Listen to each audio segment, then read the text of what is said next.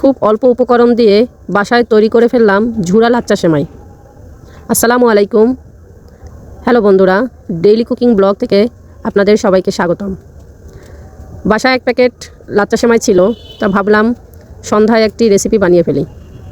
তো প্রথমে আমি চুলায় ফ্রাই প্যান গরম করে সেখানে সামান্য সয়াবিন তেল দিয়ে 2 পিস এলাচ এবং একটি দারচিনি দিয়ে দিলাম।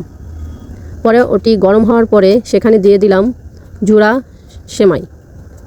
সেমাইগুলো দিয়ে নাড়াচাড়া করে পরে যখন কালার চলে আসলো, কালার পরিবর্তন হলো, তখন দিয়ে দিলাম 1 কাপ চিনি। 1 কাপ চিনি দিয়ে পরে ভালোভাবে নাড়াচাড়া করে কিছুক্ষণ পরে দিয়ে দিলাম 1/2 কাপ দুধ, গুঁড়া দুধ দিয়ে নাড়াচাড়া করে আরও কিছুক্ষণ চুলার মধ্যে ডিম আঁচে রেখে দিলাম।